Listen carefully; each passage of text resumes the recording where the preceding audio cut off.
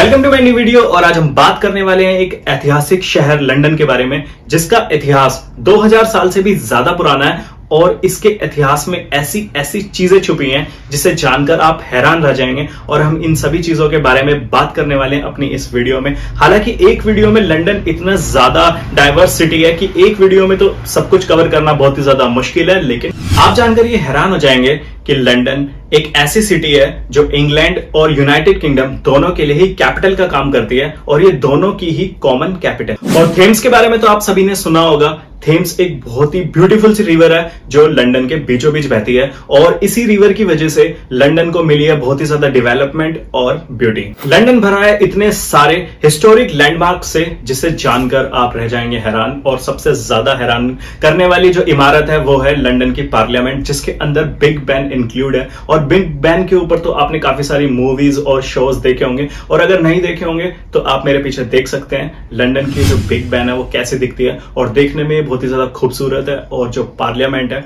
उसी के अंदर ये आती है। और जब कोई भी इंग्लैंड को देखने के लिए जाता है तो इस जगह को जरूर देखता है, क्योंकि अगर उसके फोटो में ये बिग बैन नहीं दिखेगी तो फिर तो किसी को विश्वास ही नहीं होगा कि वो लंदन में है भी या नहीं, क्योंकि ये लंदन की सबसे बड़ा लैंडमार्क है जो ये बताता है कि आप लंदन में हैं। और इसके साथ ही साथ हम बकिंघम पैलेस को कैसे भूल सकते हैं, क्योंकि ये तो वहां की रानी का महल है और बहुत ही ज्यादा इंपॉर्टेंट है। क्योंकि लंदन की हिस्ट्री में बकिंघम पैलेस का नाम ना है ऐसा तो बिल्कुल हो ही नहीं सकता, क्योंकि प्रिंस चार्ल्स और मैडम विक्टोरिया सभी का ये घर है और हमेशा से एक इंपॉर्टेंट पार्ट बना रहा है लंदन की हिस्ट्री में। और साथ ही साथ लंदन आई भी एक हिस्टोरिक लैंडमार्क है और आप मेरे पीछे देख सकते हैं कि लंदन आई कैसा दिखता है, क्योंकि ये सभी चीजें लंदन की खूबसूरती बढ़ाने में काम आती हैं। और आप कैसे भूल सकते हैं लंदन की वो ब्लैक कैब, क्योंकि लंदन की वो जो ब्लैक कैब है वो इतनी ज्यादा ब्यूटीफुल लगती है। और लंदन एक ऐसा शहर है जो अपने इतिहास को बरकरार रखता है और वो भी बहुत ही खूबसूरती के साथ, वो भी पूरी मेंटेनेंस के साथ। और ये जो कैब्स आपने चलती हुई देखी होंगी लंदन के रोड्स पे, ये बहुत ही ज्यादा पुरानी होती हैं और बहुत ही लंबे समय से हमें सेम दिखाई पड़ रही हैं, क्योंकि लंदन ने इन सब चीजों को, अपने इतिहास को बड़े सहजता से संभाल के रखा है और आज भी हमें ये देखने को मिलती हैं। क्योंकि लंदन की जो पहचान है वो यही सब खूबसूरती है, जैसे कि ये कैब, जैसे कि लंदन आई, जैसे कि बकिंघम पैलेस और साथ ही साथ बिग बैन की वो बड़ी सी इमारत। लंदन एक मात्र ऐसी सिटी है जहां पर ओलंपिक गेम्स कराए जा चुके हैं, वो भी 3 बार, जो कि आज तक किसी और सिटी ने नहीं कराया, ना किसी कंट्री ने कराया। और 1908 में पहले ओलंपिक गेम्स वहां पे कराए गए थे, उसके बाद 1948 में और फाइनल 2012 में आखिरी बार ओलंपिक गेम्स लंदन में किए गए थे।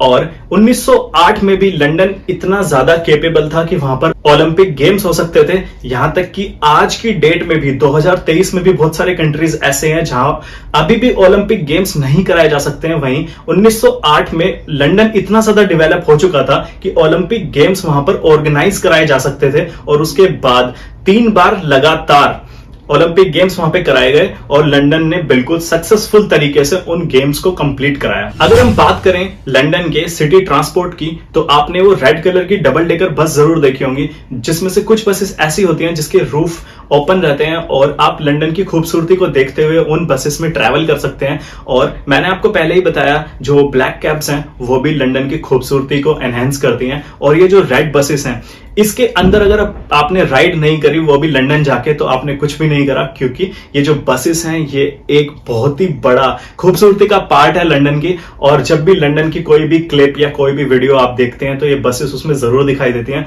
और बहुत ही ज्यादा खूबसूरत लगती हैं और खूबसूरती को बढ़ाती हैं साथ ही साथ लंदन की। और लंदन बन जाता है एक बहुत ही ज्यादा ब्यूटीफुल शहर। अगर लंदन की बात चल रही है तो हम कैसे भूल सकते हैं दुनिया के सबसे पुराने द ब्रिटिश म्यूजियम को। ये दुनिया का सबसे पुराना म्यूजियम है और आज तक अपनी सारी ऐतिहासिक चीजों को बरकरार रखे हुए है। और अगर आप लंदन घूमने जाते हैं या लंदन के बारे में जानना चाहते हैं तो ये म्यूजियम आपकी बहुत ज्यादा हेल्प करेगा, क्योंकि इसके अंदर ऐसी ऐसी चीजें आपको मिलेंगी जिसके देखकर आप हैरान रह जाएंगे और आपको जानने को मिलेगा कि क्या ब्रिटिश इतिहास रहा है और लंदन एक इतना प्यारा सा ब्यूटीफुल सा शहर कैसे बन गया और कैसी कैसी चीजों से लंदन के इतिहास को इतनी ज्यादा खूबसूरती मिली। लंदन एक ऐसा शहर है जो बहुत ही ज्यादा डाइवर्स है और इसकी जो बाउंड्रीज हैं उसके चारों तरफ 300 से भी ज्यादा लैंग्वेजेस बोलने वाले लोग मिलते हैं। और ये दुनिया का अकेला एक ऐसा शहर है जहां पर इतनी सारी लैंग्वेजेस बोली जाती हैं और यहां पर रहने वाले लोग भी आपको कहीं से भी आपको मिल सकते हैं, जैसे कि हो सकता है कि कोई भी आपको रोड पे चलता मिल जाए और वो अफ्रीका से हो,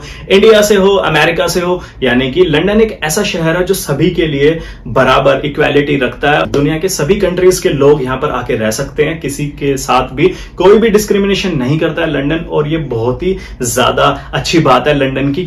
लंदन का जो अंडरग्राउंड रेलवे सिस्टम है वो दुनिया का सबसे पुराना रेलवे सिस्टम है, और वो जमीन के नीचे वर्क करता है और 1863 से लेके आज तक काम कर रहा है। और ये इतना ज्यादा अमेजिंग है क्योंकि वर्ल्ड में जिस टाइम पर कुछ भी नहीं था, मतलब बहुत ही कम ट्रांसपोर्टेशन थी, उस टाइम पर लंदन ने अपना एक अंडरग्राउंड रेलवे सिस्टम डेवलप कर लिया था। और ये बहुत ही ज्यादा बड़ी बात है 1863 के समय में एक रेलवे सिस्टम को अप्लाई करना, वो भी इतने बड़े शहर के अंदर।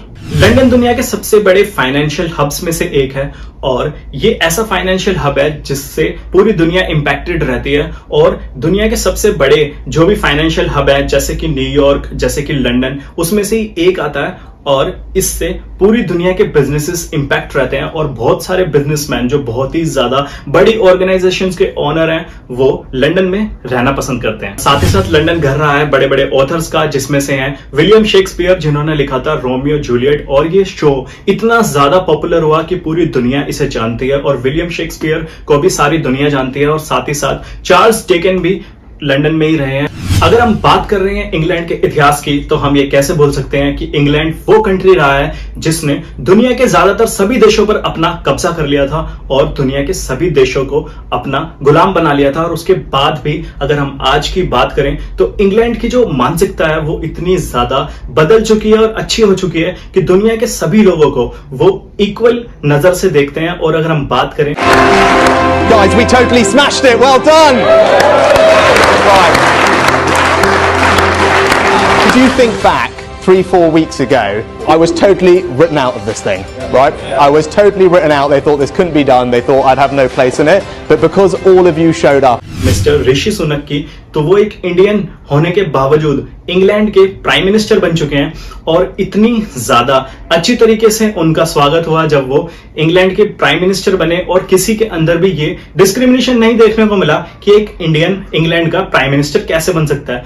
क्या आप इमेजिन कर सकते हैं कि ऐसी कंट्री जिस पर इंग्लैंड ने रूल किया, अपना गुलाम बना के रखा, और उसके बाद भी आज 2023 की अगर हम बात करें तो वहां पर एक इंडियन प्राइम मिनिस्टर रूल कर रहा है पूरे के पूरे इंग्लैंड पर। तो आप सोच सकते हैं कि कितनी ज्यादा अच्छी मेंटालिटी के साथ इंग्लैंड चल रहा है। तो हमने बात की बकिंघम पैलेस की, बिग बैन की, पार्लियामेंट ऑफ इंग्लैंड की, ऋषि सुनक की, और साथ ही साथ हमने द म्यूजियम ऑफ इंग्लैंड के बारे में भी बात की। और इन सब चीजों को जानने के बाद हम कम से कम इतना तो समझ ही गए हैं कि जो इंग्लैंड की जो इतिहास है वो बहुत ही ज्यादा डाइवर्स है और बहुत ही ज्यादा ब्यूटीफुल है। और साथ ही साथ जो मानसिकता है इंग्लैंड के लोगों में और इंग्लैंड की आज के वक्त में, वो बहुत ही ज्यादा बदल चुकी है, और वो सबको इक्वल नजर से देखते हैं। यहां तक कि अगर कोई चाइनीज, कोई इंडियन, कोई अफ्रीकन, कोई अमेरिकन, कोई भी उनकी कंट्री में शरण लेता है तो उनके लिए वो कोई भी डिस्क्रिमिनेशन का पार्ट नहीं होगा, वो सबको इक्वल ट्रीट करेंगे। और यहां तक कि अगर हम बात करें कि इंग्लैंड के लोगों में, इंग्लैंड के अमीर लोगों में,